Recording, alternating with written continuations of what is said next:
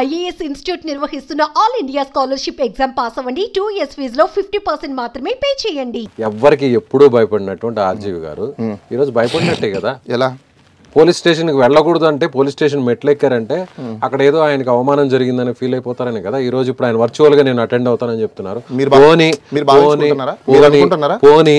కోయంబత్తూరుకి వెళ్ళారంటున్నారు. So అక్కడికి వెళ్ళి phone ఎందుకు స్విచ్ ఆఫ్ చేశారు? మీరు అనుకుంటున్నారా? ఫోన్ ఎందుకు స్విచ్ ఆఫ్ చేశారు? నాకు విషయం చెప్పండి. ఎప్పుడైనా ఎవరికైనా కూడా డేర్ గా ఆన్సర్ చేసే వర్మ గారు ఎందుకు ఇప్పుడు ఫోన్ స్విచ్ ఆఫ్ చేశారు? అది ఆయన ఇష్టం అండి. ఆయన ఏ బిజీలో ఉన్నారో ఏంటో మీకు ఎలా తెలుసు, నాకెలా తెలుసు, ఎవరికి తెలుస్తుంది? ఇప్పుడు ఒకవేళ ఫ్లైట్లో వెళ్తున్నప్పుడు ఫోన్ ఆటోమేటిక్గా స్విచ్ ఆఫ్ అయిపోతుంది. ఆయన ఏ బిజీలో ఉన్నారో తెలియదు, రైట్? ఆయన అందుకోసమే ఆయన ఒక లా బైండింగ్ సిటిజన్గా ముందే మా చేత ఆయన పోలీస్ వాళ్ళకి రిప్లై ఇప్పించారు. మేము రిప్లై ఇచ్చాము, దానికి వాళ్ళు ఆన్సర్ చేయాలి, దానికోసం వెయిట్ చేయాలి. ఆ పీరియడ్ ఏం లేకుండా మీకు మీరు అనేసుకుంటే వర్మ పారిపోయారు, వర్మ ఇదైపోయారు. ఎవరు చెప్పారు పారిపోయారు? కోయంబత్తూరుకి వెళ్ళిన వర్మ ఒంగోలుకి వెళ్ళడానికి ఏముందండి? కోయంబత్తూరు దూరమా ఒంగోలు దూరమా? మీకు ఫోన్ చేసి చెప్పారా? నేను చెప్తున్నా కదా. ఫోన్ చేసి చెప్పారా? ఓకే, మీకు తెలుసు మీకు ఫోన్ చేసి చెప్పారా? ఆల్రెడీ అదే చెప్తున్నారు. ఆయన షూటింగ్ పని మీద బయట వెళ్ళారు. ఎవరు చెప్పారు మీకు? ఎవరు చెప్పారు నాకు అది చెప్పండి. మీకు ఎవరు చెప్పారు ఆయన కోయంబత్తూరు పారిపోయాడని చెప్పారు? నడుస్తుండేది అంతా అదే కదా. ఎవరు నడుస్తున్నారు? పారిపోయారో లేకపోతే దాక్కున్నారో లేదంటే మీరు ఇంకోటి గుర్తుపెట్టుకోండి, జర్నలిస్టిక్ ఎథిక్స్ కోడ్ అని కొన్ని ఉంటాయి. దాంట్లో కూడా సోర్స్ ఆఫ్ ఇన్ఫర్మేషన్ ఆయన ఎథికల్ ఆయన పోస్టులు ఏం పెట్టారని తెలియదు. ఇంకా వర్మ గారికి ఏం అవసరం? స్టంట్స్ తో ఒక్కసారిగా వార్తల్లో ఎక్కేది వర్మ గారు. ఇప్పుడు కేసుల పరంగా కూడా చూస్తే మళ్ళీ వార్తల్లోకి. సరే, నేను మీకు ఒక క్వశ్చన్ వేస్తాను. ఆంధ్ర పోలీస్ వాళ్ళు నోటీస్ ఇచ్చిన తర్వాత డైరెక్ట్ గా వచ్చేయచ్చా? ఆయన చెప్పారు కదండి టైం అయిపోయింది, నోటీస్ ఇచ్చారా? దానికి మేము రిప్లై అయింది, అందుకని వచ్చారు. ఆన్సర్ చేయొచ్చు కదా. రిప్లై ఆన్సర్ చేయొచ్చు కదా. ఆన్సర్ అంటే రిప్లై ఏంటండి? రిప్లై నోటీస్కి ఏమంటారు? ఆన్సర్ ఆయనే చేయొచ్చు కదా. అంటే ఇప్పుడు ఆయన ఏం చేయాలని కూడా మీరే చెప్పేస్తారా? నేను చెప్పడం కాదండి, మేము చెప్పడం. పోలీసుల వైపు ఉన్నటువంటి వాదన నేను అదే అంటున్నా. పోలీసు వాళ్ళ వాదన మీకు ఫోన్ చేసి చెప్పారా? పోలీసులు మాకు చెప్పారా లేకపోతే వర్మ గారికి చెప్పారా, మీకు చెప్పారా అనేది అది కాదు. ఇక్కడ మాతోనే మాట్లాడలేదు చెప్పేది. నేను ఇప్పుడు బయట నేను అడుగుతున్నది ఏంటంటే, ఎప్పుడు ఎవరికి భయపడినటువంటి వర్మ గారు ఇప్పుడు భయపడ్డారా లేదా? నా క్వశ్చన్ స్ట్రైట్ గా అడిగే క్వశ్చన్ ఇది. నేను లీగల్ గురించి మాట్లాడలేదు, లేకపోతే చట్ట ప్రకారం ఆయన రైట్ గా వెళ్తున్నారా లేకపోతే రాంగ్ గా వెళ్తున్నారా ఇది మాట్లాడలేదు. ఇప్పుడు ఎవరికి భయపడినటువంటి వర్మ ఇప్పుడు భయపడ్డా లేదా? ఆయన ఏం భయపడలేదు కాబట్టి మరి నేరుగా ఆన్సర్ చేయొచ్చు కదా. ఆయన ఆన్సర్ చేశారు కదా, ఫోన్ ఆన్ చేసుకోవచ్చు కదా. ఆయన ఏ బిజీలో ఉన్నాడో మీరు ఎలా చెప్తారు? How you decide?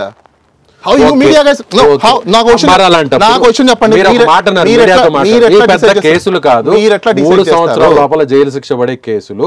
దీనికి ఇంత రాద్ధాంతం చేయాల్సిన అవసరం లేదని మీరు అంటున్నారు. మరి వాళ్ళని అడగండి, పోయి ఎవరైతే ఇది రాద్ధాంతం చేస్తున్నారో వాళ్ళని వెళ్ళి అడగండి. బాబు సార్, మీ మీద ఎవడు ఒత్తిడి తీసుకొస్తున్నారు, ఎవరు మీ మీద ప్రెషర్ తీసుకొస్తున్నారు, మీకు ఇదొక్క కేసే హైలైట్గా ఉందా, ఇంకెన్ని కేసులు పెండింగ్ ఉన్నాయి, వాటి మీద ఎందుకు మీరు ఇలాంటి యాక్షన్ తీసుకోవట్లేదని ప్రజలు ప్రశ్నించండి, మీడియాలో ప్రశ్నించండి. చాలా మంది కామన్ సిటిజన్లు కేసులు పెట్టారు ఇప్పుడు దాకా తగల. సో అని చెప్పి ఎవరి మీదైనా ఎలాంటి పోస్టులు అయినా పెట్టేయచ్చు. ఆయన ఏం పోస్టు పెట్టారు ఏంటనేది, దేని మీద కేసు పెట్టారు అనేది మళ్ళీ మీకు చెప్తున్నా. మాకు నోటీస్ మాత్రమే వచ్చింది, నోటీస్కి మేము రిప్లై ఇచ్చాము. ఆ రిప్లైలో ఎఫ్ఐఆర్ కాపీ, కంప్లైంట్ కాపీ, దానికి సంబంధించిన డీటెయిల్స్ ఇమ్మని చెప్పాము. ఇచ్చిన తర్వాత అప్పుడు మాకు తెలుస్తుంది ఏ పోస్ట్ పెట్టాము ఏ పోస్ట్ పెట్టలేదు అని చెప్పేసి. ఇన్వెస్టిగేషన్కి మేము కోఆపరేట్ చేస్తామని చెప్పాము. దాంతోపాటు మీరు అందరూ తెలుసుకోండి, ప్రజలు కూడా తెలుసుకుంటారు. భారతదేశంలో మనకు సెంట్రల్ గవర్నమెంట్ డిజిటల్ పోలీసింగ్ అనేది ఒక ప్లాట్ఫామ్ తీసుకొచ్చింది.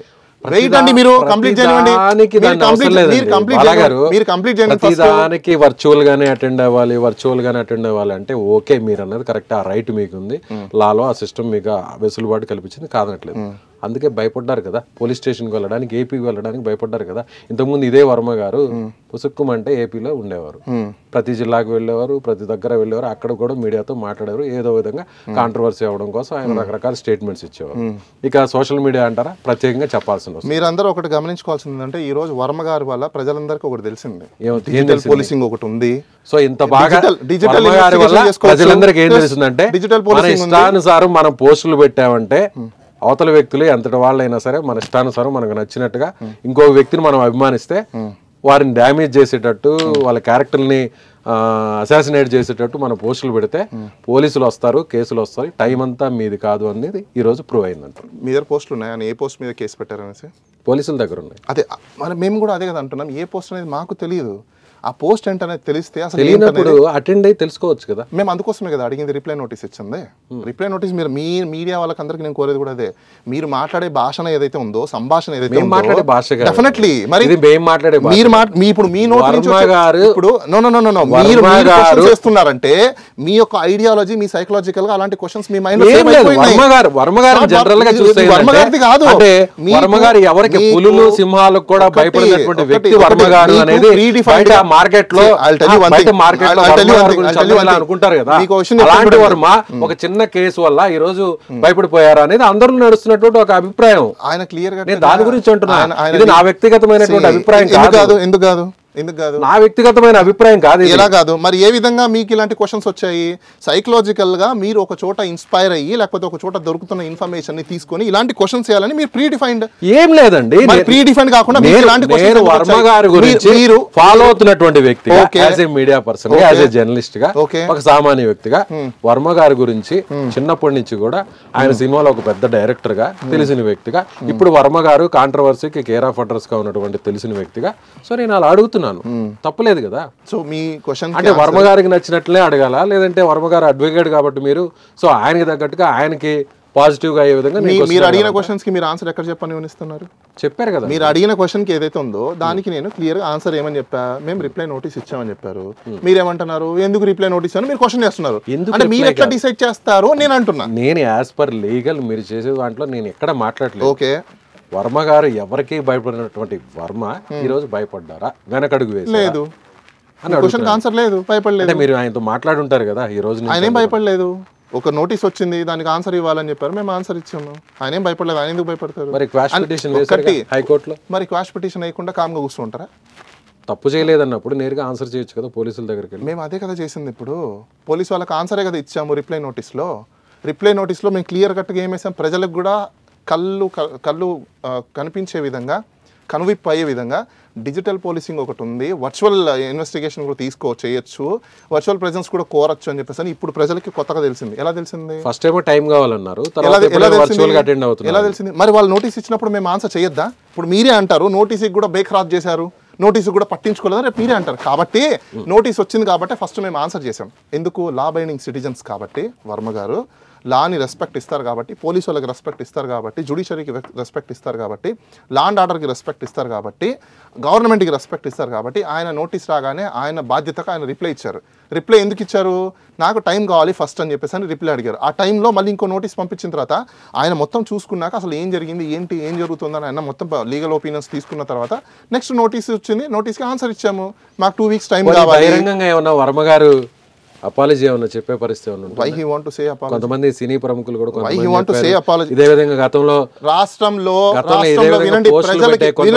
మీరు మీడియా వాళ్ళు రాష్ట్రంలో ప్రజల్లో క్యాంపెయినింగ్ చేసేటప్పుడు అబద్ధాలు చెప్పి గవర్నమెంట్ వచ్చిన వాళ్ళకి పోయి అడగండి ఈ ప్రశ్న.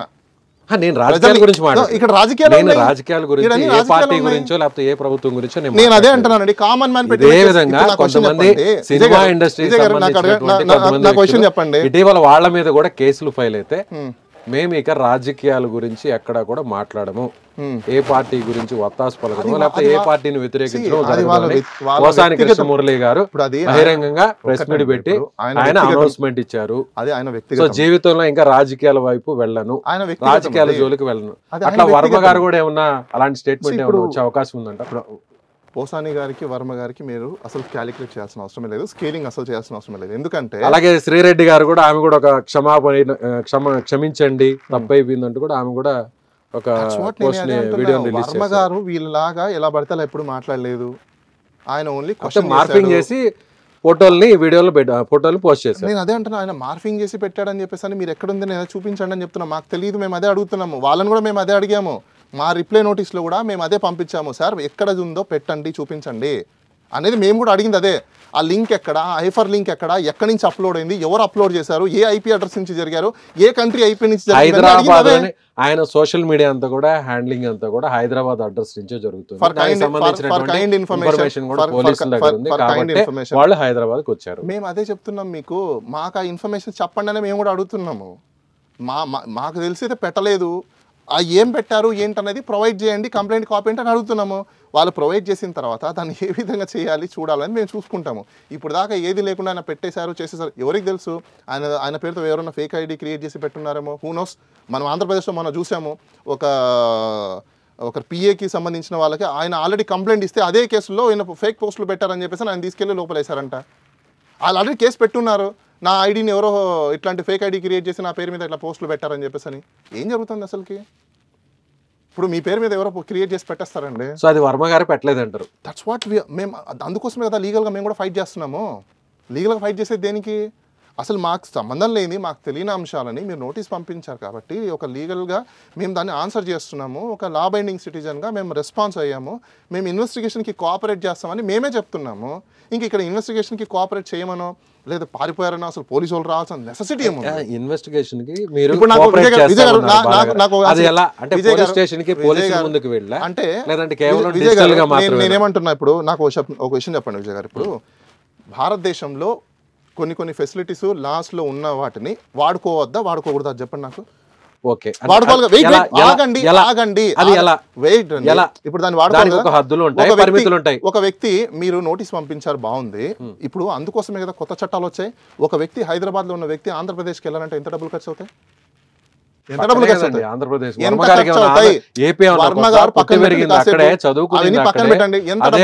దగ్గరగా ఉండేటువంటి విజయవాడలోనే ఆయన పుట్టి పెరిగారు, చదువుకున్నారు. అక్కడే ఆయన అంతా కూడా చదువుకున్న ప్రస్థానం అంతా అక్కడే. నా ప్రశ్న అంటే మీ ఆన్సర్ ఏంటి? మీరేమన్నారు? హైదరాబాద్ నుంచి ఎంత ఖర్చు అవుతుంది? చాలా తక్కువ ఖర్చు అవుతుంది. ఎంత ఖర్చు అవుతుంది చెప్పండి? చాలా తక్కువ. బైక్ లో వెళ్తే ఒక ఖర్చు అవుతుంది, కార్ లో వెళ్తే ఇంకో ఖర్చు అవుతుంది, ఫ్లైట్ లో వెళ్తే ఇంకో ఖర్చు అవుతుంది, లేదంటే స్పెషల్ ఫ్లైట్ లో వెళ్తే ఇంకా ఖర్చు అవుతుంది. ఎంత అప్రాక్సిమేట్లీ ఎంత? మీరే చెప్పండి, ఎంత ఖర్చు అవుతుంది చెప్పండి. బస్సులో వెళ్తే ఒక 500 ఖర్చు అవుతుంది. 500 రూపాయలు టికెట్ ఎక్కడ వస్తుంది? మీరు ఎల్బీ నగర్కి వెళ్ళి ఎక్కినా కూడా 750 రూపాయలు కార్, 1000 రూపాయలు ఖర్చు అవుతుంది. రాను పోను 2000. ఇప్పుడు వర్మ గారు కాసేపు పక్కన పెట్టండి. ఆంధ్రప్రదేశ్ పోలీస్ వాళ్ళు ఇక్కడ తెలంగాణ నుంచి ఎంత మందిని ఇలా తీసుకెళ్లిన వాళ్ళు ఉన్నారు, నోటీసులు పంపించిన వాళ్ళు, వాళ్ళందరికీ ఈ ఖర్చులన్నీ డబ్బులు ఎలా వస్తాయి? ఆర్టికల్ 21 అందుకే ఒక రెస్పాన్సిబుల్ సిటిజన్ గా మీరు ఫస్ట్ వాళ్ళకి రిప్లై పంపించాలి. హీనియస్ క్రైమ్స్ అయితే మీరు అన్నట్టు అది ఘోరమైన నేరాలు అయితే, అంత ఘోరమైన నేరాలు కానప్పుడు మరి ఈ కేసుల్ని రద్దు చేయండి అని క్వాష్ పిటిషన్ ఎందుకు వేశారు? అబ్యూజ్ ఆఫ్ లా అంటారు దాన్ని, అబ్యూజ్ ఆఫ్ పవర్. భయపడే ఎవరికి భయపడినటువంటి విజయ్ గారు మీరు తెలుసుకోండి కేసులని మీరు చెప్తున్నప్పుడు ఆయన తరపున విజయ్ గారు మీరు ఒకటి ఫస్ట్ తెలుసుకోవాల్సిందంటే అబ్యూజ్ అనే దానికి ఫస్ట్ తెలుసుకోండి. అబ్యూజ్ ఆఫ్ లా అనేది ఎందుకు అంటున్నామంటే ఒకరు అసలు అక్కడ లేని దాన్ని కూడా ఉన్నదని చూపించేసి జ్యుడిషియరీ టైంని, లా అండ్ ఆర్డర్ టైంని, పోలీసు వాళ్ళ టైంని, సిస్టమ్ టైంని వేస్ట్ చేస్తున్నారు. ఇది వేస్ట్ చేసి ఇంత లాగాల్సిన అవసరం లేదు. వెయిట్ ఒక నిమిషం, ఆయన తరపున న్యాయవాదిగా అడ్వకేట్ మీరేమంటున్నారు? చేయని నేరాన్ని ఆయన మీద మోపే ప్రయత్నం ఏమైనా జరుగుతుందని మీరు ఆయన తరపున అడ్వకేట్ గా మీరు మాట్లాడుతున్నారు. ఇదే విషయాన్ని వర్మ గారు మీడియా ముందుకు వచ్చి చెప్పొచ్చు కదా.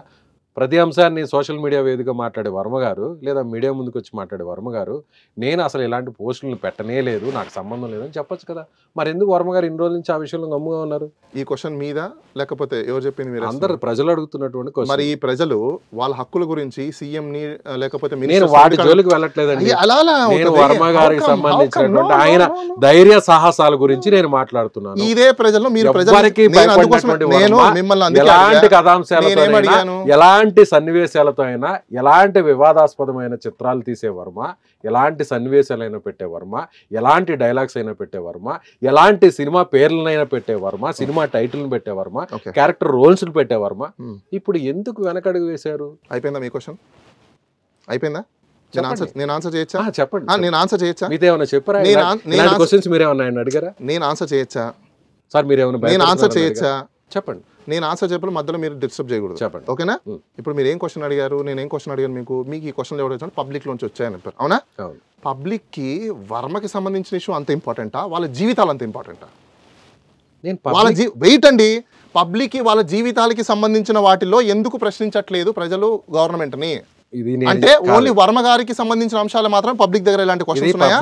పబ్లిక్ కాదంటే నేను చెప్పేది. మరి ఇంకెవరు? వర్మ గారు ఏం చెప్తారు? ఆయన నేను ఎవరికి భయపడను, ఎలాంటి అంశాన్ని టచ్ చేస్తాను, ఎలాంటి కాంట్రవర్సీలు అయినా కూడా నేను వేలు పెడతానని చెప్పే వర్మ ఎందుకు వచ్చింది ధైర్యంగా చెప్పట్లేదు? మళ్ళీ మీకు అర్థం కావట్లేదు నేను అడిగిన క్వశ్చన్. మీకు ఈ క్వశ్చన్ పబ్లిక్ గురించి అంటే పబ్లిక్ ఇది వర్మ ఒకటే కాదు, చాలా ఉన్నాయి పబ్లిక్. మీరేం చెప్పారు? అందులో భాగం కూడా ఇది ఒకటి. అంటే ఎవరి ఇష్టానుసారం వాళ్ళు పోస్టులు నేను పెడితే అదే అంటున్నా, నేను అదే చట్టాలు ఉంటాయి, కేసులు ఉంటాయి, దానికి సంబంధించిన లా ఉంటుంది. వీటన్నిటి కూడా అందరం కూడా తొలగించాల్సిందే అనేది ఎవరైనా ఆలోచిస్తారు.